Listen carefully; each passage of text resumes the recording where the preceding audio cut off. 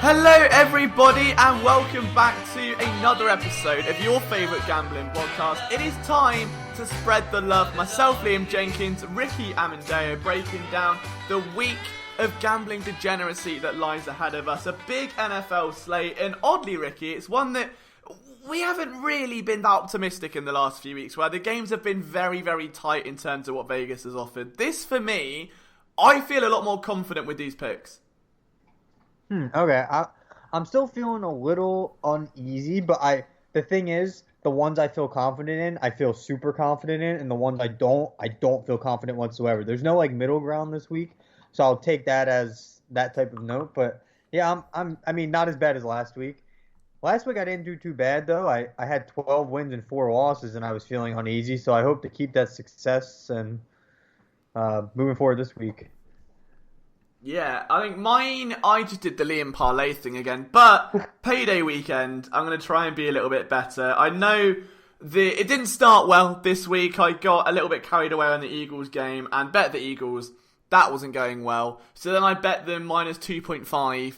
And I did the same thing. On that note, because I know you tweeted me saying you were on it anyway. The amount of anxiety I had when they rolled out in that 2-point formation with 3 offensive linemen. I knew it was due. The second they pulled that formation and Jalen Hurts is at quarterback, I was like, it's dead. There's no chance.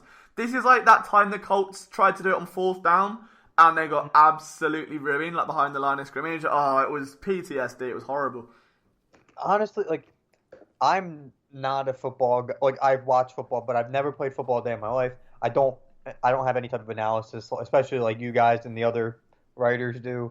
But I'll never comprehend, if you're on the 2-yard line, why are you trying to overthink things? I feel like there's certain plays that almost work 9 times out of 10, and the Eagles are calling the one out of that 10 every single time. Yeah, it's definitely a spoiled situation. 100%. But, and I mean, we could talk for hours. We could talk for hours about the Eagles and the train wreck that was that game, but we have got some affairs to get through. It's time for that part of the show. It's cheat or no cheat. I give you my best bet. Ricky gives you his best bet. And we decide whether we're going to play our own or play each other's. And there's been some interesting games here this week. I mean, I was personally torn between a few. I like the idea of Buffalo at New York. We know we've been riding Josh Allen and Kyler Murray a lot this year, for better or worse. There are 2 games that stand out to me. One of them... okay, there's 3. One of them is Pittsburgh at Tennessee. The other one is Carolina at New Orleans. But my best bet, and I hate to say it because I keep betting against Joe Burrow, and I know one of these days he's going to pull off a worldie of a performance, but I love Cleveland minus 2.5, and I know it's sunk below that now because of the whole Baker Mayfield injury scare, and no one's really sure what's going to happen with him. If you can get this line below 3, I'm all over it, because purely for the reason that the only quarterback in the NFL sacked more than Joe Burrow is Carson Wentz. So you take that with a rampant pass rush. I mean, that Browns offensive or defensive front where you've got Myles Garrett, they're just getting a lot of turnovers, the secondary's looking good. I think Joe Burrow is going to struggle in this game. The Bengals rank 31st in adjusted sack rate. Cleveland's pass rush ranks 9th in pass rush pressure metrics. That was a lot of hush there for one sentence. The Browns also lead the league in rushing with 169 yards. They've done so without Nick Chubb at times, without Kareem Hunt at others. And the Bengals are 27th in stopping the run. As much as I would love Joe Burrow to get up for this game, to rally that team and get that hermit off his back, shed that weight and get a win, I can't see it happening here. Even if Baker isn't 100%, I think this should be a 7 to 14 point Cleveland win. See, it's so funny you say this game because I had to. I literally just saw the one thing about Baker before we hopped on this podcast, and that was my cheat or no cheat. And then I saw, I was like, I don't want to screw myself if Baker gets ruled out, so I'm going to pick a different one. That's why I picked another one really quick before we started. But I'm 100% with you. If Baker's playing this game, there's no reason that they shouldn't. I actually had a different best bet for this game specifically because I was uneasy about Baker. But if Baker is at the helm, I don't see why they like. That's definitely a loss. Like I 100% agree with you. Yeah, it's I don't know. It's one of those dodgy lines where I feel that it's trying to lure you in because there's so much uncertainty around the injuries, and I get that Cincinnati hasn't been the most consistent team out there. Like I know they're 1-4 this season, but I think they can get that extra. It feels like it's still such a weight. Like they don't feel the same, if that makes sense. I mean, so like you go back to what Cincy have done this season and the tie against Philadelphia, and yes, they beat Jacksonville, but then they get blown out against Baltimore. They hang heartbreakingly with Indianapolis as well. Like that's been the thing for me. I think that's driven this line closer is the fact that against one of the top defenses in the NFL, that offense looked really good. And a lot of people, I think, are going to buy into the perception that, well, if you take away that Baltimore game, who have been, running over everyone, Jacksonville got over, Philadelphia they tied, like they're beginning to find themselves as a team. Burrow's coming alive now. It's a letdown spot for Cleveland. But at the end of the day, I mean, Cincy is still going to be without Joe Mixon, which is huge. And, I think William Jackson could be down. I think Trey Waynes was down last time I looked. So, as much as I would love to see them go out and get themselves that second win, I just can't see it happening here. Yeah, I'm not disagreeing. I honestly, literally, like I said, like the only quarrel I had was the Baker thing. And if I didn't check Twitter literally 2 seconds before I hopped on this podcast, we would have had the same exact bet. Alright, so have you got another cheat or no cheat, or are you going to just ride that one? Yeah, I'll put this one out there because I was also very, very confident in this one.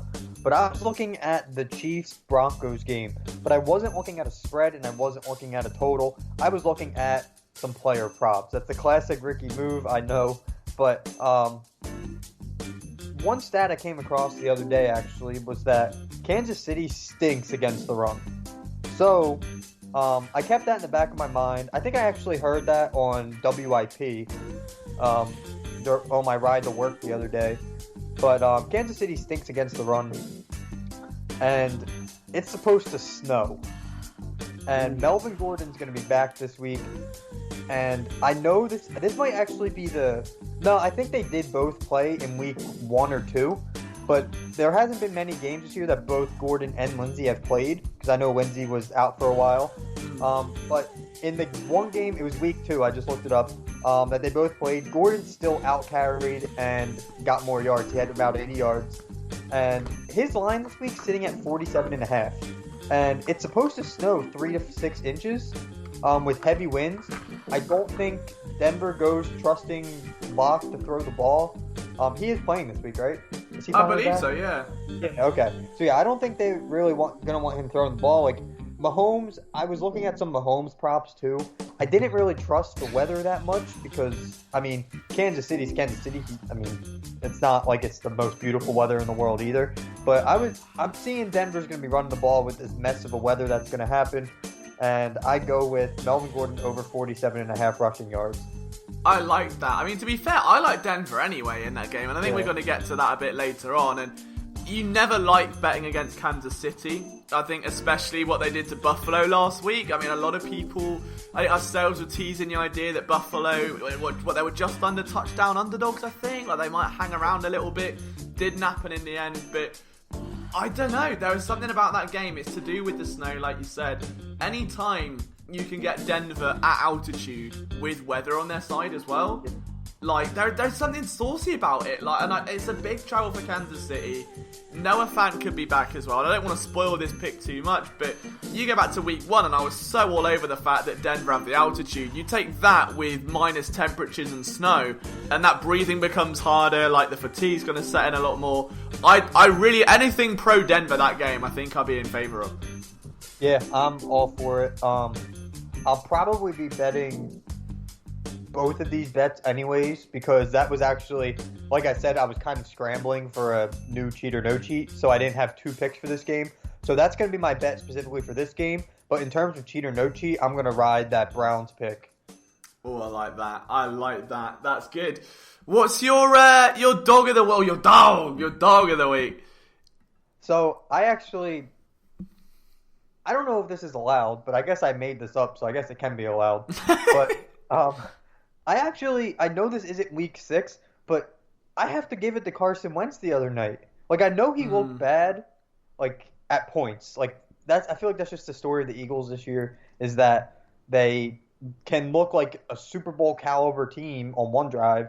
Honestly, even within the same drive. Like, on one first down, they could look like a Super Bowl caliber team. Then the next 4 downs, they just completely poop the bed and look like the worst team, like, bound for drafting Trevor Lawrence. So I'm giving it to Carson Wentz. If I'm picking from week 6 and actually following the rules, Derrick Henry was an absolute beast last week. Like, he's the reason they won that game. He had, I can't remember the exact stat, but he has like the most 90-plus yard touchdowns in the past 2 years or whatever. And he scored that touchdown to win in overtime. Like, and I mean, if you're talking about a dude that just defines a dog, like Derrick Henry is that guy. Like, he's unstoppable. See, So that's what I was gotta give thinking. Derrick Henry. I was 100% going with Derrick Henry. I mean, 212 rushing yards, it's unreal, isn't it? Like, it's not the first time he's done it either. Like, he's done that before. I know, it's crazy. Like, was it 2019 he did it against the Texans? I remember seeing it. I don't remember who it was, but because he was on my fantasy team, so I remember that. It's clear. Talking of fantasy, Nibsy decided to put Zach Ertz in his lineup and forget to take him out. It was a tight end factory. Yeah, mate. But the thing is, I forgot to take him out. So it's just Zach Ertz has malfunctioned the whole machine and it's caught fire, which isn't good. So on a separate note, my fantasy team's rowing. But yeah, I agree. Derrick Henry would have been my dog of the week. I was thinking him or a wild card would have been Chase Claypool, who has been red hot over the last few weeks. And I know, Geordie Fighter, one of our loyal PSN, I'll say, stands, community, wholesome brethren. Like, I don't want to trigger the Wasp account, but however you want to you view it. He's a big Notre Dame guy, and I know that Chase Claypool came out. He was banging the table to get him with the Eagles.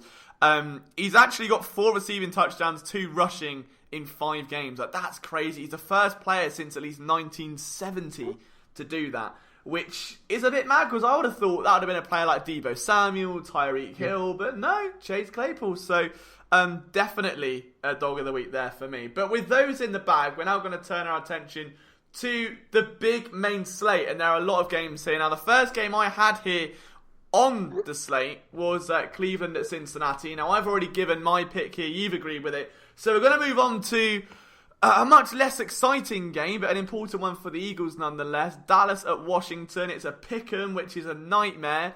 But I kind of hate this, but I like Washington here. Oh, really? Okay. Do you not? I felt like I do think that the game last week does not accurately depict how the Cowboys are going to be this year. I know their defense stinks, and I know Andy Dalton is not Dak Prescott by any means. But here's my thing though. Like, I feel like I keep looking at certain games, and I feel like that they're so obvious that I need to stop going with my gut. And this is kind of one of those games. So I actually didn't pick a winner in this game because I felt like I would have been betting scared. So as we know, the Cowboys defense is pretty bad, especially passing defense. Like, their secondary has allowed the 5th most yards in the NFL to wideouts, and I think here it is, 12 yards per completion, which is 30th in the league. So then I look at Washington, I'm like, ooh, like Terry McLaurin, like, there we go. So I was like, I instantly jumped into the props, and I saw his receiving yards floating around 72 to 75, depending on the book. And if you can get that under 75, I think McLaurin over receiving yards is like the best pick of the week. I'm really interested to hear a little bit more about your Washington pick to see if that'll sway me a little bit, because I was pretty uneasy about it.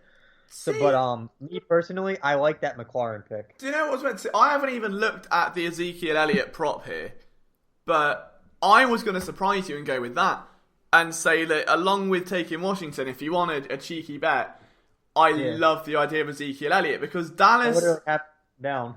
Oh, see, I'm getting that. I'm catching up to you. Elliott in particular should be able to do damage against the Washington run defense that allows 130 yards per game on the ground. So 100%. I'm all with that bet too. Yeah, no, I agree. I think the thing is, though, it's going to come down to which offense makes the most plays, right? You look at Dallas, Yes, they've got Ezekiel Elliott. Yes, Washington are bad against the run. Is Andy Dalton realistically going to do that much? I think there was a lot of, I'd say fair criticism coming out of last week. I think the Cowboys should have kept Clayton Thorson, but that's, I'm not going to go down that road. They've also down a massive, massive loss here with Zach Martin out of the way. So one of the best guards in the game, up there with the likes of Brandon Brooks, with the likes of Joe Thuney, easily an elite guard. He's down. You take that Washington defensive front, who have been rampant all year. They're third in adjusted sack rate, and I think they're going to do more than enough to force Andy Dalton into some errors. Now, I understand that betting Washington also means you buy in on Kyle Allen, who I think I could average more passing yards than at this point. But it's not so much I'm betting Washington, it's just that I'm betting against Dallas. And I like that Washington defense. And if it comes to fourth quarter and Dallas are up by 6, is that Washington defense going to make a stop to give their offense a chance at a backdoor cover to sneak in and maybe win the game? I think so. It's not the safest bet. It's certainly among the bravest of the week. If you want the safe bet, whatever Ezekiel Elliott's rushing total is, hammer that home. If you want a fun bet and you want to be a bit toxic, then I would say jump on Washington, because I think that defense is going to surprise people. And if Andy Dalton needs time to get to those receiving weapons like, Amari Cooper, CeeDee Lamb, then this really isn't the defense for him. And guys like Chase Young are just going to beat that drum all day long. Yeah, I don't disagree. And, just one last thing. There's certain teams in this league that I feel like you can almost guarantee are going to end up beating themselves. The Falcons are one. The Eagles are honestly pretty close to one. And Dallas is another one where they just, pretty much what you said, you don't really bet on Dallas to lose.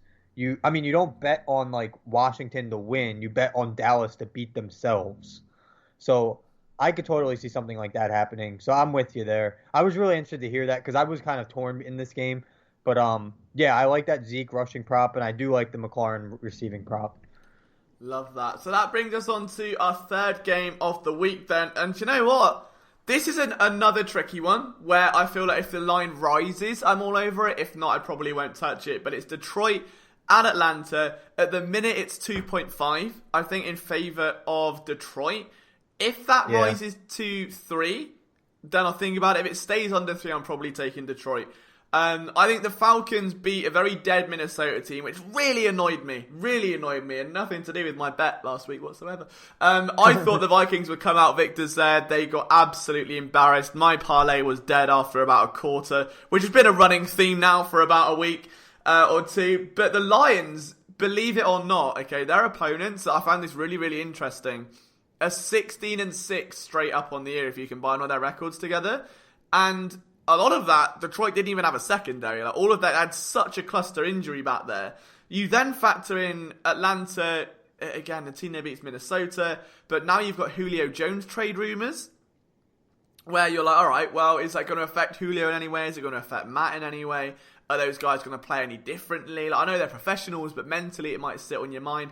I think Detroit have more to play for here than Atlanta, and are in a really favourable spot to pick up a win. Matt Stafford isn't someone that turns the ball over a lot. He's quite a solid option. He's about as, if you're going to name a consistent quarterback, in my opinion, Matt Stafford is probably one of the go-to names.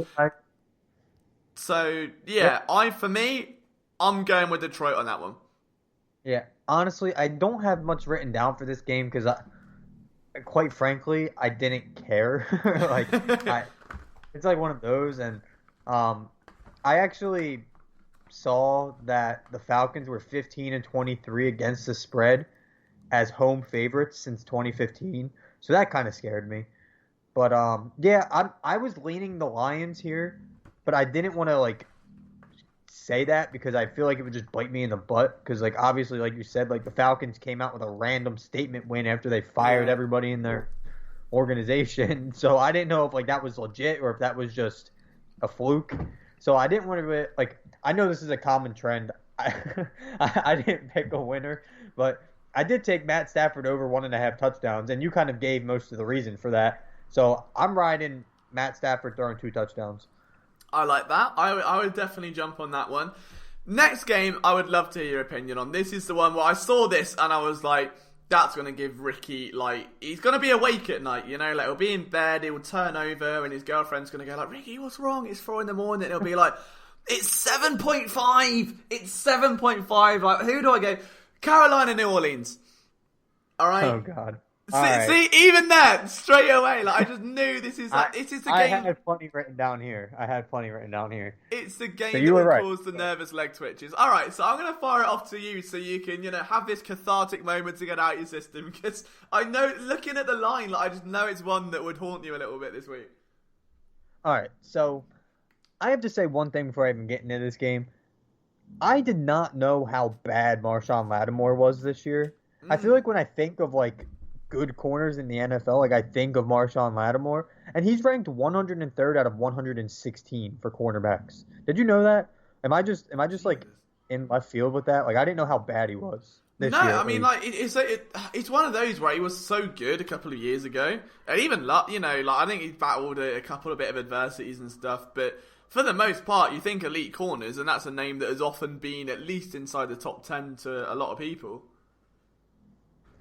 But so that was crazy to me because the Saints are going to be relying on someone like him because they're deep. Like if you think of the Saints, like they're always a team where it's like Drew Brees and that offense score a ton of points. They don't need a defense, and then they finally got like a somewhat decent defense.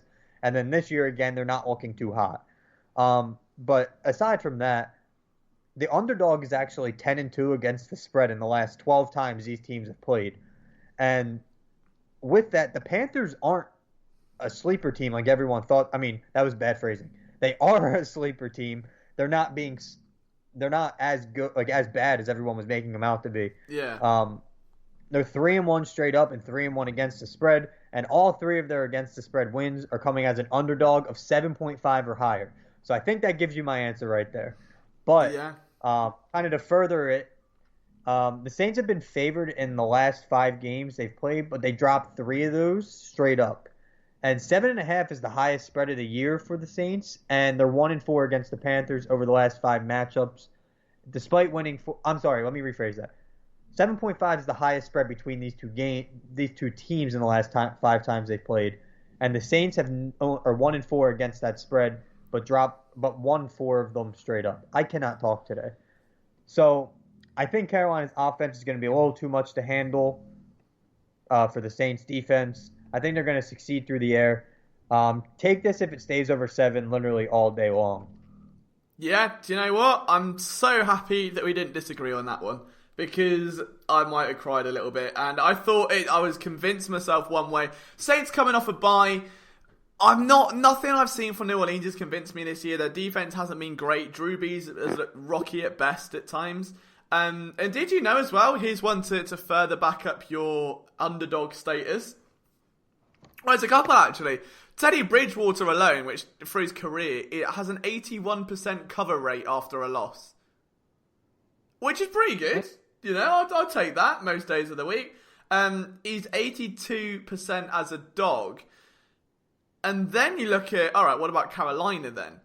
The underdog in this game, between its obviously, divisional rivals, has covered a spread in 10 of the last 12 meetings. Also very good. Carolina 15-5 against the spread in the last 20 against the Saints. Also very good. And then you look into the fact that the Saints just don't look it this season. They don't look like the Saints. They just sort of... They're one of the teams that I think, and I don't want to put it down to COVID, but they don't look like themselves. Like, you think the New Orleans Saints, you imagine... Drew Brees just slinging it non-stop, and you've got the Michael Thomas slant. So obviously his status is up in the air as well. If he stays down, to me, this is an easy lay, but I could see that being chopped down, to about 5 if he's down. So it might be worth getting on this a bit earlier. But yeah, I think that Carolina getting a touchdown here is too much value to pass up on. Yeah, I think he was officially ruled out. Because I have him in fantasy, and I'm pretty sure his projection went down to 0. Oh, wow. But, so, actually, I don't know if it's official, but every app has him at 0. Oh, no, my fantasy app says he's out. Okay, so he is out. So I don't know if this line has moved, because I think this was as of 8:17 last night, so I actually haven't looked since then. But, yeah, I feel like there's got to be something else going on with that situation. There's got to be something we don't know about. There's no reason why somebody as good as Michael Thomas is, like, and especially in terms of importance of his team, why he's not playing. I definitely think there's something going on that no one knows about aside from his foot or whatever it is, his knee, foot. Yeah, I see what you mean. It's a bit iffy, isn't it? And the fact that it has been quite up in the air for a few weeks now, it definitely doesn't bode well for confidence for the team. But at the same time, it's like you can't really put all their offensive hopes on one player. I mean, look at most offenses around the league. Like, we'll get to the Tennessee game later, but they're without Taylor Lewan. You've got Dallas without Zach Martin. The Eagles without everyone. So at the end of the day, like, that Saints offense has been built with a lot of speed in mind, a lot of, dual threats, a lot of versatility with guys like Kamara. At some point, you've got to say, look, I understand the importance and the value of Michael Thomas, but if that is the only weapon that you can lean on to get your team to hang with Carolina, like, nah, I'm taking the Panthers here. Not to change the subject here, but I'm not sure if we wanted to move into this game or not, but I just got a notification that seems to happen a lot while we're recording. But the Broncos just activated A.J. Boye, Draymond Jones, Marcus Walker, and Nigel Bradham.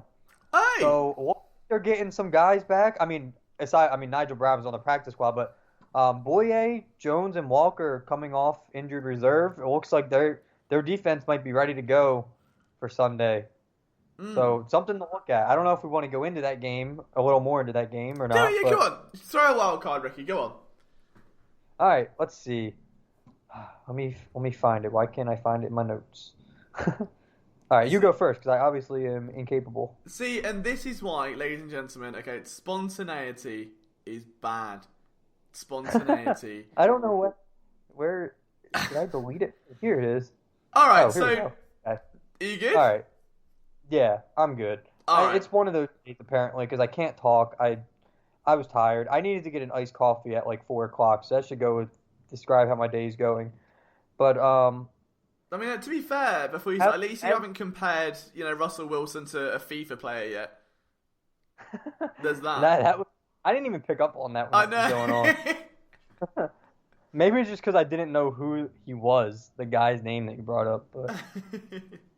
But other than like the snow and everything in that game, so my best bet was the Gordon rushing prop, and kind of like how I mentioned, like I don't really have another pick for that game, but the Broncos getting nearly 2 scores, or really they are getting 2 scores, like is kind of crazy to me. Like I think it should be closer than that. Something else to look at is that the under is 13-3-1 in the last 17 games the Broncos have played against the AFC West. So maybe the weather, that trend, all of that factoring in, maybe the total's worth a look. But I'm kind of interested to see what your best pick in this game, because now I don't have another one other than the Gordon one. Yeah, I mean, if I'm honest, I just like this game anyway. As I said, anytime you can get Denver, altitude, snow, Noah Fant's coming back. And it's not even that. It's if you want to go really wild card, like out of left field, get the under before it goes down. Because for some reason, like it started at 47, it's already down to 44. So it's being hammered because of that. I think it opened at 48.5. Actually, look at it. Wow. Okay. So that's a whole touchdown it's come down by. If you've got 10-mile-an-hour winds, that's not going to help the kicking game. So you're going to see probably more tries on 4th and short.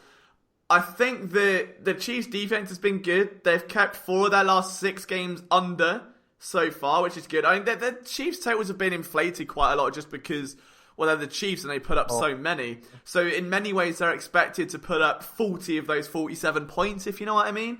Yeah. So, as well as that, the Chiefs' last 4 games against the Broncos have stayed under the total, and it stayed under in their last 6 road games dating back to last season. So if you really want to hammer a play, the value might not be what it was, but I do still think there's some juice left in that fruit if you want to take the under. Yeah, I'm with you there. I'm always pretty uneasy about snow, because it's like one thing to play in rain, but to play in snow, I mean, these two teams are probably used to the cold, so it might not be as big of a deal. But snow, I would think, is just as difficult to play in rain. So yeah, I mean, I'd It- assume so. Neither of us can vouch from experience, but I can only vouch from the fact that I slip over on the way to the local store because I only have basketball shoes and it's all frosty outside, so not really much athletic profile to go off. But if I could pick a condition to play in, it certainly wouldn't be snow. Yeah, I mean, I don't disagree. As much as I love snow, I would actually, if I had a dream in my life, is to move up north to right outside Boston, just because of the weather. Really? Yeah, I really like the snow. I'd love to So do a Christmas in New York. Would love that. Like the proper, it's stereotypical Christmas film it's vibe. overrated. Oh, It's overrated, I promise you. really? Yeah, like it's just New York, very nice place to visit. Maybe it's just because I live so close and I've gone so many times. Yeah. But if like you won't understand this until you really come here. But the East Coast, really like the tri-state area, which is like New York, New Jersey, top of Delaware, the people are so rude. It's so fast paced. Everyone is stressed out. And then you can go like 2 hours south or 2 hours north of New York or 2 hours south of Delaware, and it's like a completely different country. Really? Like it's insane how different like this general area is. Everyone's so high strung, so go go go fast paced. Yeah, I mean it'd be kind of cool like in your shoes to come and visit and see it, but living here, yeah, it's definitely a one and done type thing. Ricky definitely taking the under on New York Christmases. Alright, talking of New York then, let's move to a New York game. Obviously, Buffalo, New York, so very much that area. 10 points, this spread. And I hate it because I really, really, really want to back the Buffalo Bills because the Jets are a train wreck and now players are speaking out about Adam Gase because he's not been fired and they're sick of it. We're sick of it. The world is sick of it. The Bills need a win because the Patriots are around the corner and their season's going to take a very vapid turn if they don't start, kind of rebounding here because they looked so good to start the year and Josh Allen has looked a little bit slumpy in his last couple of games. Sam Darnold's back. The Jets are 0-8 without him, but I mean, I think they'd be, probably 1-5 with him, so it doesn't really make that much of a difference. I don't know about this game. I feel like the only thing is that the Jets can't run the ball because there's no Le'Veon Bell or any running back that can do damage. I don't know. My heart's telling me Buffalo. My head's just telling me to not bet it at all because it's like, I bet Miami last week and that was the easiest money you'll ever make. Like watching the Dolphins run over the Jets. And then Tua as well, bless him, underdog for dog of the week, sits on the 15-yard line where he got injured after the game, FaceTime his parents. Amazing moment for football. But I don't know. This is either a blowout or it's just an absolute stinger. Yeah, honestly, I'm surprised this game moved so much. When I was doing these notes yesterday, I saw it at 12.5, and like you said, I just checked again, and it was 10.5 now. So I'm surprised it was a 2-point swing in like 24 hours. I don't know what happened there. Yeah. Or maybe I was looking at it old stuff. I don't even know, but I was pretty sure that they were going to win by a couple touchdowns. See, I don't like betting. Like I saw a trend that said the under is 15-7 in the Jets' last 22 AFC East divisional games. And I literally wrote down like I don't understand how this total could be so, or how you could bet an under when the spread is as high as it is. Like today I saw Clemson was like 48-point favorites, but the total was 60.5. Like how does that make any sense? Yeah. I don't know, but that's beside the point. Well, I mean, let's look at it this way, okay? So as of right now, the under, is at 46, yeah? Yeah. The Jets are averaging 12 points a game. So if you're going to play by that logic, that's what I'm not bad at. That's 34 points you're expecting the Bills to score. Yeah. Like, I like it. Are they going to win that game 34-7 or 34-8? Or 34-12 it'd be in that situation. Like, I don't know. 34. I mean, if you go back to the Bills' last few games, just what I've got them here. So 17 points, 16 points. Then they beat the Raiders with 30 and the Rams 35. So, like, realistically, if you're going to average that, it's going to be like 25. Yeah, and I don't even know why I'm so like on it about this number because I didn't even bet like a spread or a total or anything. I literally my best bet is Josh Allen to throw an interception. And Oh god. my rationale behind that is in the last two games he has three and his passer rating's just under 76. He when they played in week one, uh Josh Allen kept a clean sheet, but and then the other times he played, he didn't play against New York in Week 17 last year, but he was picked off twice by New York in their Week 1 meeting last year. He also threw two interceptions against the Jets in December of 2018. He owns a career passer rating of 75.2 in four games against New York. Um, I I'm not going to sit here and say the Josh Allen then is the same Josh Allen now, but assuming I wasn't, or let's phrase it this way, I wasn't too comfortable betting a spread or a total, so I was looking for a prop, and I feel like this is one of the safest props, is him throwing an interception. And there's pretty good value on it. I think it was like plus 105, so like it's pretty even to happen. Um, so I'm telling you to bet against what Vegas thinks, but I'm fairly confident it'll probably happen, especially if it rains. Yeah, no, do you know what? Josh Allen is like a slight, to this season at least, not overall, but a slightly higher upside Carson Wentz. It's the same sort of do or die, Yeah. for lack of a better term, just fuck it and chuck it quarterback. Like, there are times in that game where it's just like, oh, just launch it and hope. And the thing with Josh Allen is that there is such velocity behind every throw. Like, he hasn't learned to tone that down. So even slants will be drilled so hard that if they fly off someone's hands, they're going 9 feet in the air and someone's coming down with it. So it's a good pick. I like that. And he has been slumping as of late. So I would feel you. This line I feel like is a trap game though. Moving on. Green Bay, Houston, Packers -3.5. I can't see if I'm doing what I did last time with this Packers team. Because that is a very attractive line. And it is literally the equivalent, okay, of a very attractive woman who will kill you in your sleep, right? It happened last week. You bet, we said it on the podcast, like, oh, Green Bay, they're looking saucy, oh, the Bucks this, oh, they won't be able to hang Tom Brady, blah, blah, blah. And then they get absolutely embarrassed, right? Now, you take that against a 30th ranked defense, and they get Devontae Adams back. They're 11-2 against the spread when following a loss, and 5-0 ATS following a straight up loss. And they're a field goal favourites over Houston, who are a train wreck. Like, is it happening again? Is it gonna happen again? Are we gonna be burnt twice? I don't think so. I told myself after 2 weeks ago, or wait, maybe it was last week, that I was done betting the Packers because they irritated me beyond belief. I think yeah, it was last week. But each time they've won though, they have covered. So there really is no polite way to put it. Like the Packers were straight terrible last week. They scored the first 10 points and then they let up 38 straight.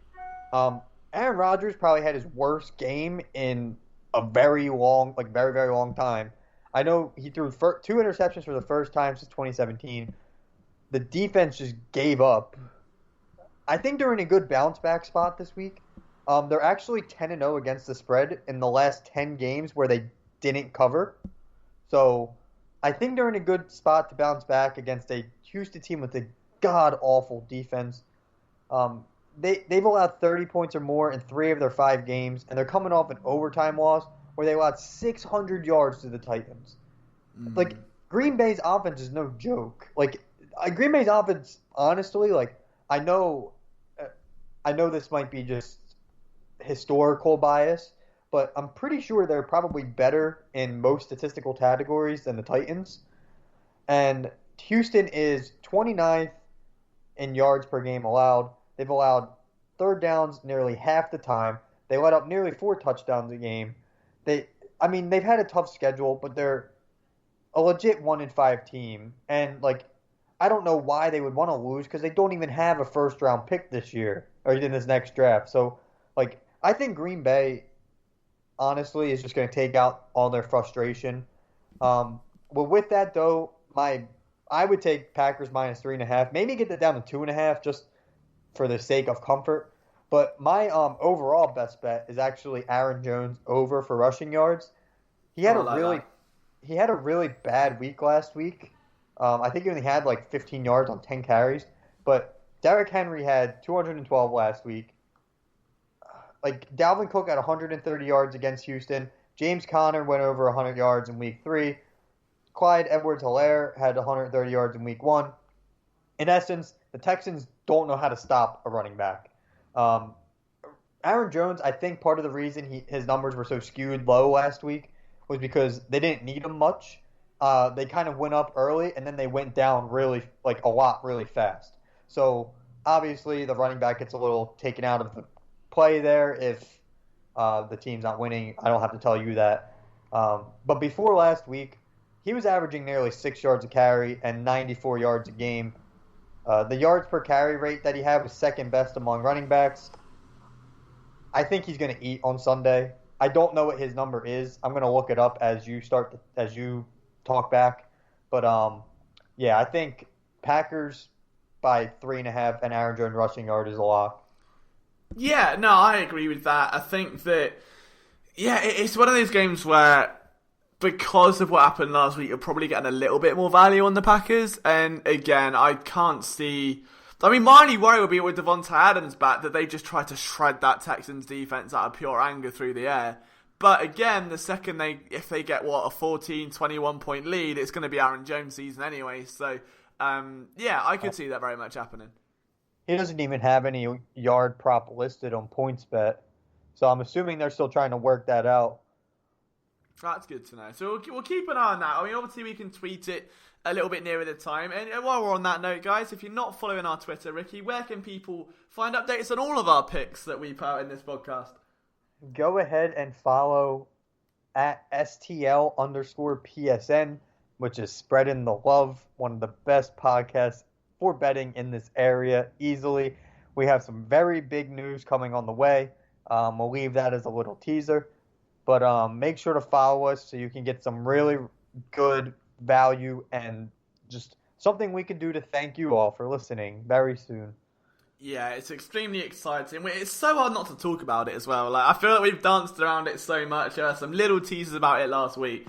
But that's going to be a very, very fun, hopefully, episode reveal next week with some plans on the way. But we're going to move from that Green Bay game then to Pittsburgh, Tennessee. We spoke about the Titans a little minute ago. I said earlier on, I really kind of lean towards the Steelers here, if anything.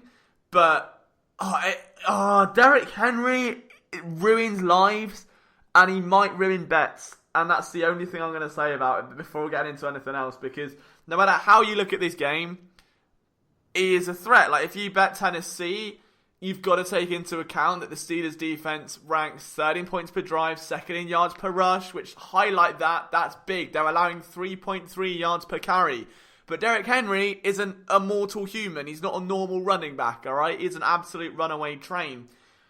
The thing that stands out to me is the combined record of the 5 opponents Tennessee have beaten so far, 9-20.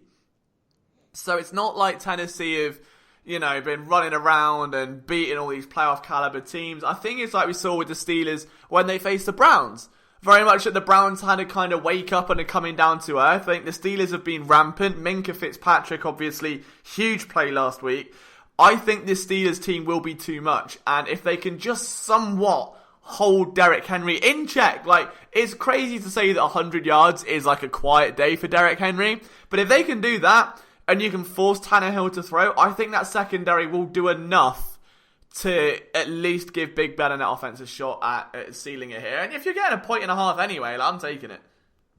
Yeah, honestly, I feel like this game is kind of like a battle of skewed stats, which is kind of what you were hinting at. Like, both teams haven't really played, like, significant... the Steelers are the same, yeah. Very good point. I mean, the Steelers had a really good game last week, though. They demolished the Browns. And, like, I don't think the Browns are this elite team, like the record may make them out to be, but they're also not like a walk in the park.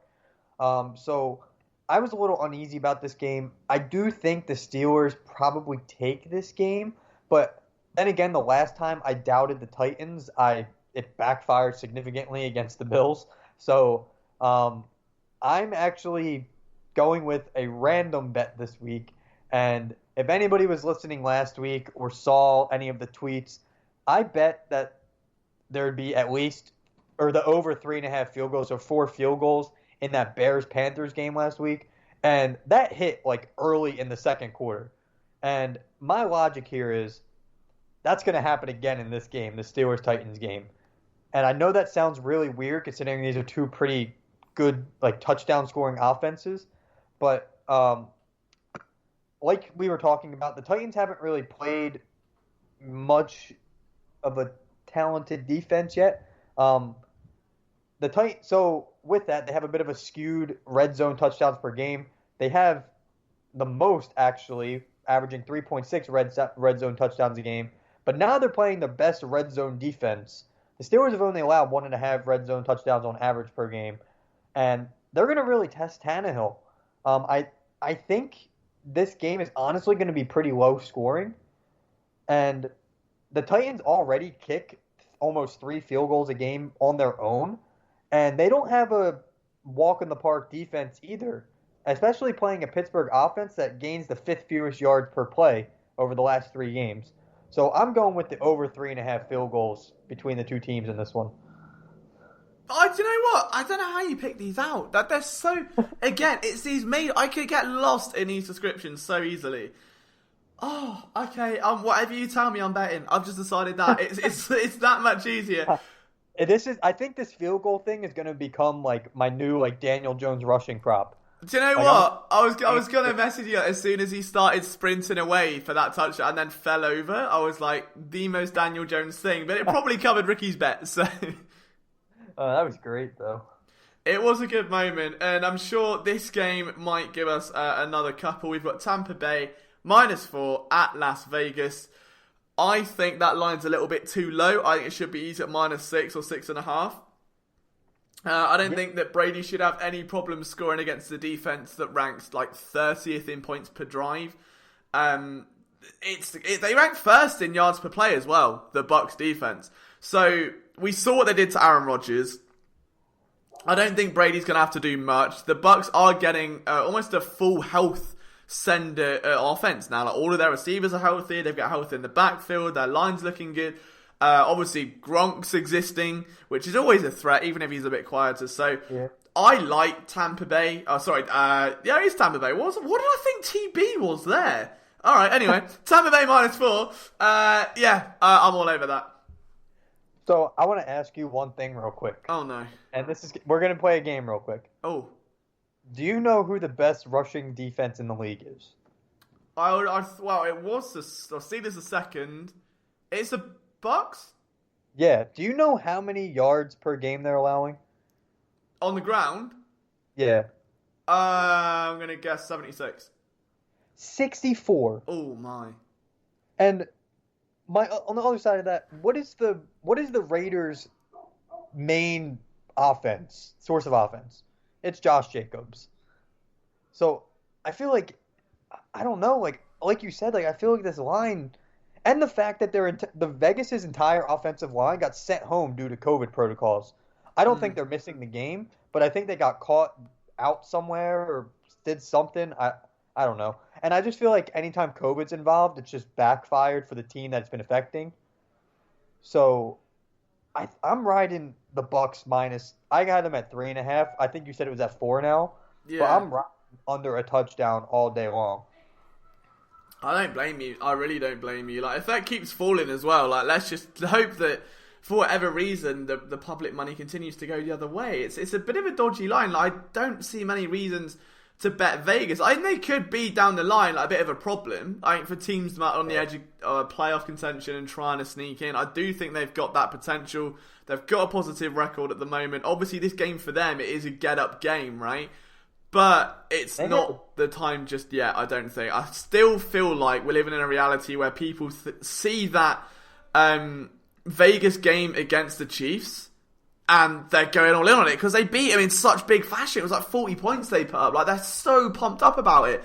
And they beat the Saints. And they haven't played, like, any bad team. Like, KC, Buffalo, New England, New Orleans have been their last 4 games. Like, they've not played any bad teams. Outside of that, Green Bay. Sorry, no, hang on. That's Tampa Bay. So they've played Carolina, New Orleans, New England, Buffalo, KC. Like, there are no bad teams there. So I can see why they'd hang around, but it doesn't mean they'll win this game. And I think that defense, like you said, is too damn good. And just looking at money at the minute, 63% of public money, tickets at least, are going on Tampa Bay. So if you want to get it, it's probably not going to get any lower than that. It's probably only going up. So if you want to get it before it gets to like a 5.5, now would probably be the time. Yeah, I totally agree. Alright, so Jacksonville, Chargers. Chargers at home -7.5. This to me feels inflated because Justin Herbert went a bit viral by doing some big throw things and everyone got a bit excited about it. But on the other end of it, Jacksonville has lost by an average of 12 points per game since week 2. They're 2-9 in their last 11 October games. And that's over 11 years. How do you do that over 11? Oh, not over 11 years, is it? It's like, what, 4? So it's about over, 3 years? Either way, it's bad. And they're 0-8 against the spread in their last 8 meetings against the Chargers as well. This, for me, is much more about, I think Jacksonville are beat up. I think Chargers are going to put a lot of pressure on the quarterback. And if it stays in a one-drive game, I really feel that Justin Herbert has got more upside, more of a cannon, more trust in it. He's almost got that rookie, carefree swagger that the team are believing in him after what they saw last week. I think if it gets to 7, I'm in. 7.5, I'll lean it, but I won't like it. So I think of all people I've said this exact quote to, I think you're going to be the one to appreciate it probably the most. So my first bullet point here. So I send all my boys like my picks every week because they usually bet them. Yeah. I send them like my Word document I write up, and they were all laughing at this line. I put down 7 points is tough to swallow, but the Chargers should dominate this game. However, Minshew mania is backdoor cover mania. So I didn't want to touch this spread in general, but I did actually take a spread in this game for once. So I think it gets a little tough here. So the Chargers are getting Melvin Ingram and Justin Jones back. So that's a plus. And that, like you said, that 7.5 number, like that's tough. Like this is the one that would keep me up at night, the 7.5 number, like you were joking about earlier. But the Chargers are a better first half team, both offensively and defensively. They've only allowed 11 points to their opponents in the first 2 frames this season. The Jags, on the other hand, like their offense is pretty skewed thanks to like garbage time production, which is where that Minshew mania, backdoor cover mania comes in. Since week 2, the offense has not scored more than a touchdown in the first half and is averaging just 8 points in the opening 30 minutes in their last 5 games. Do you scrape stats from like the NFL database or something? Dude, I like stalk different websites. Like I just go I put more work into this than I put into my thesis paper. My 50, 60 page thesis paper. But yeah, Jags on a first half team, Chargers are. I'm thinking Chargers -4.5 first half spread. I've got no reason to even bother disagreeing with. I was trying to avoid that backdoor cover. I feel you. No, yeah, there's definitely that concern there, isn't there? Like, you could see Chargers being up by like 10 and then Minshew rallying back and then it not quite working out with the onside kick. Like, I get that. I didn't factor that into account. So you've gone with the much safer route. Next game, it feels like a bit of a skewed line. I don't know what I'm missing here. New England -2.5 over San Fran. Like, what is the deal there? What am I missing? Let me see. Oh, wait. My first bullet point. Oh my God, I don't even remember writing this. This is a Liam Jenkins extravaganza game. Oh, hello. I like this. Right, okay, tell me more. All right, so I'm trying to. What did I even write here? I wrote down bullet points. I do not remember writing. I must have done this. I don't even remember. But so my best bet here is actually checking out the total. So here's why. All right. So this is where I'm getting very nitpicked, but it seemed to make sense in my head. So teams in October with at least a 750 win percentage, coming off more than a week of rest, are 32-25 to the under. The Cardinals offense has been spearheaded by a ground game that piles up 161 rushing yards a game and 5.3 yards a carry. Seattle's offense, on the other hand, is led by an incredible aerial attack by Wilson, who's averaging 280 passing yards a game. It just so happens, though, that the strengths of the offenses align with the strengths of the defenses on the other side. The Seahawks secondary has been very vulnerable, but they allow only 100 rushing yards a game, which floats, I believe, in the top 10. Let me see. Yeah, they are 7th in the league in rushing defense, only allowing 3.9 yards per carry, which is both best for 7th best in the league, like I said. Arizona limited Wilson to a combined 409 passing yards in 2 meetings last year, and I think that Cardinals defense has gotten better, and they only allow 6.1 yards per pass attempt. And to top it off, the Cardinals are 6-0 to the under this year, and that total is back at it again on Sunday with Seattle against Seattle. So I'm probably going to take the under here. I'm interested to see what you have to say here because I do have some more notes that I'm going to see. I'm going to let you talk and see if I can factor them in. I did get confused at first. I thought I said San Fran and New England, so I was like, oh, we've totally wildcarded. But did I miss that? Yeah, but it's okay. It's okay. No, I prefer this. This is good. That shows how bad my brain is today. Dude, oh my god. It's all right. Teamwork makes a dream work. We're all good. I wasn't sure if it was me or not. I honestly agree. I think the under here is a really, really smart play. It's so inflated at 56.5. I honestly think that after the Cardinals ended up putting 38 points against the Cowboys a while ago, it all got inflated. Then you had Miami show some heart against Arizona, which, although the Cards put up 30 points, Miami putting up 23 puts it over 50. So you're like, right, well, that's a 60 and a 50. Minnesota put out a grudgy win. This is a very high total, you're right. I love the team analysis you've done there, though. I was honestly either looking at the points, because I think this will be a shootout, and any time it's between two quarterbacks, I like to take the points. The only thing that would correspond aside from that is that they ranked 7th in run plays and 19th in pass attempts. So you can make of that what you will. I think this is really going to be a nail biter. Russell Wilson ultimately is going to come out on top because more experience, and in these games they often do. The Seahawks are 23-10-2 against the spread in this matchup. I believe since 2012. Oh, sorry, played in prime time since 2012. So, under the lights as well, I think we forgot that. It comes up... it's an hour early for me because the clocks went back, which means I lose an hour's sleep when everyone else gains one, so that's fun. But I genuinely feel like the under's probably the best play. Although, Seattle 6-1 after a bye in the last 7 seasons, with an average margin of victory of 10 points. So... if you wanted to ever, dare I say it, parlay, I'm going to get like a soundbite there for the Pirates of the Caribbean guy going, what do you know about parlay? But I would say Seattle and the under, I think could be a really tasty little bet. I 1 million agree with 1 million % agree with that. Which bit, the bet or the parlay? Both. Alright, so let's get on to that. Let's go back to the actual game this time. Yeah, well, we'll go on to San Fran, New England then, which was what I thought we were going in. It's fine. God, do you know what? Can we do that every game? I'll say a game and you start with a totally different one and then I'll have to pick up where we are. Just throw everyone off. I'll try to figure it out. Yeah, just see where they come out. But no, seriously, New England -2.5. I don't understand this line. I think the Niners are still very banged up. I think they're starting centers down this week. I know Mostert in trouble as well. And I know that New England, you don't really want to look too deep into stats now, historically, because obviously they're with Brady and Belichick and it's different now.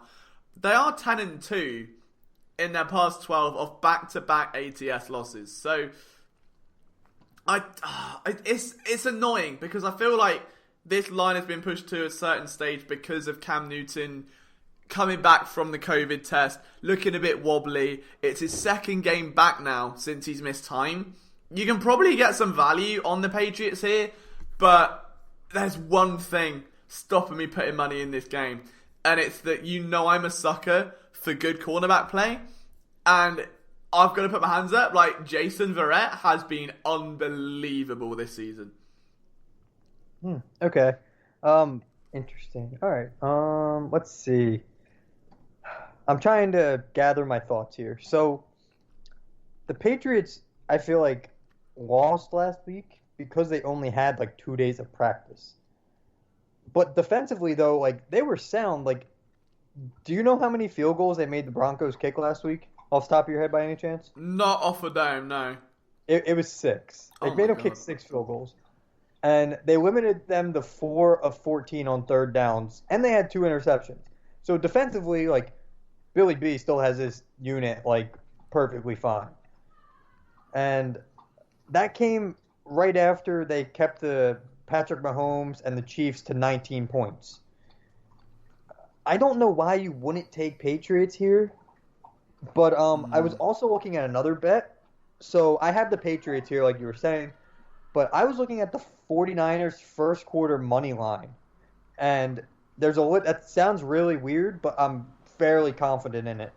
So New England has scored only 7 points in the first quarter this season, and that was coming off a touchdown against Seattle in week 2.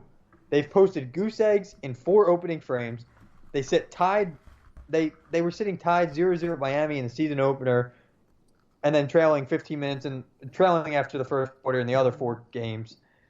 San Francisco was surprisingly really good in the first quarter, even when they had backup quarterbacks playing. They were averaging nearly a touchdown in the first quarter, and winning the opening frame in 4 of 6 games so far this season. I see the 49ers, even if it's a 3-0, 7-3 type lead, they'll be beating the Patriots after the first quarter, but then expect the Patriots to run the rest of the game with it. You're like an ESPN prediction machine. When they do the probability charts. I know, if only my brain was like a robot today. No, it's mate, that's the problem. You've overloaded yourself with information. And now it's just sort of missing. We just doing some college work later, and you go in front of camera and be like, "Hey Ricky, do you want a coffee?" And you'd be like, Chicago +6. Oh, yes, please. And that I can see that happening. But conveniently enough, I promise that wasn't even intentional. That is the final line of the week: Chicago +6 against the Rams. That was so weird. That's legit the first line that came to my head. This is a big spread. I think a very big spread, considering the Rams have played the entire NFC East and inflated their record. It doesn't get much easier than the Eagles, the Cowboys, and the Washington football team. So it gives you value to Chicago. They're 4-0 at the moment in Monday night games in their last 5, so I like that. And I know the Bears are an ugly team, and there's this kind of they don't deserve to be 5-1 mentality, and no one's buying into the hype, and it's that they're the least deserving 5-1 team of all. But you've got to say, that Nick Foles interview, he references Meek Mill and that Eagles locker room and the feeling being similar. You've got to feel that there could be a little bit of magic here. And Nick Foles, of course, with the Eagles against the Rams, has beat them 2 times out of 2. Yeah, I was really surprised when I saw this. Like you were saying, the Rams are 4-2 this season, and because of the NFC East, you could say what you want about the Bears, but they're 5-1. There really is no easy win in the NFL. As much as we like to say it, that's impressive to only lose 1 game so far. So I think the Rams are 4. I just said it. They're 4-2, but I don't know.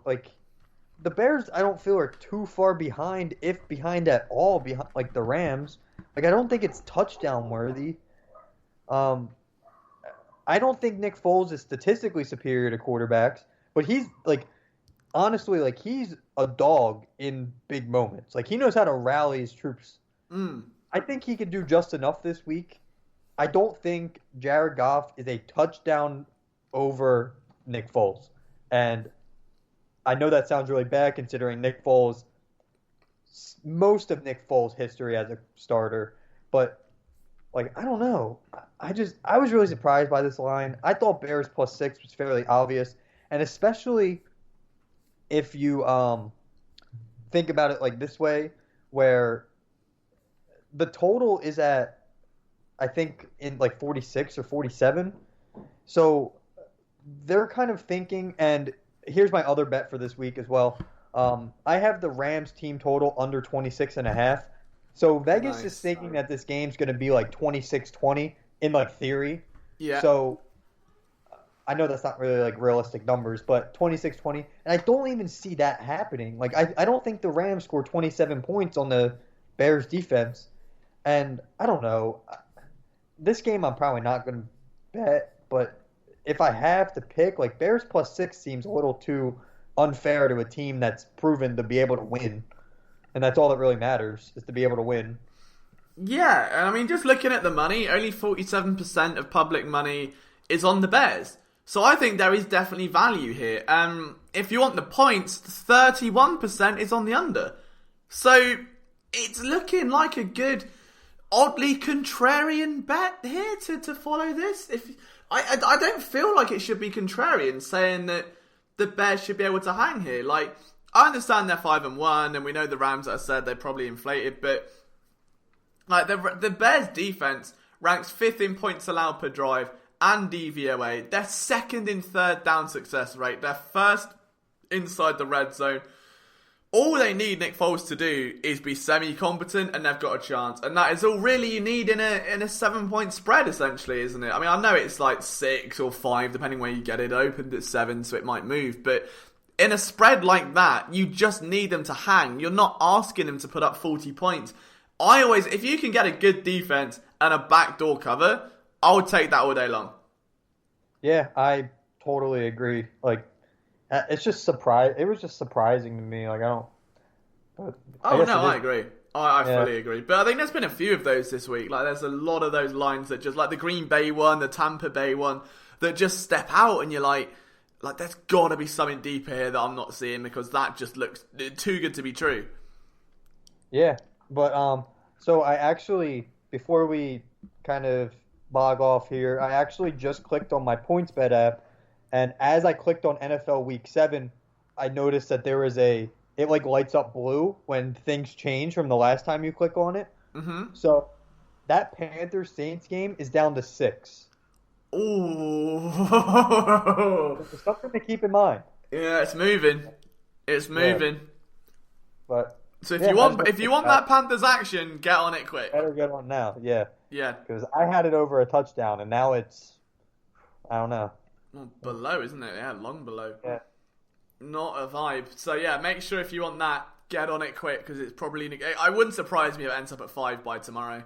But on that note, that is another episode of Spreading the Love in the books. Liam Jenkins, Ricky Amendeo, bringing you as much love as we can on this pre-Halloween weekend. Then we're gonna have a spooky special. Oh, next week definitely will be a special, I can tell you that. I've just realised what great timing for that. Oh, that's amazing.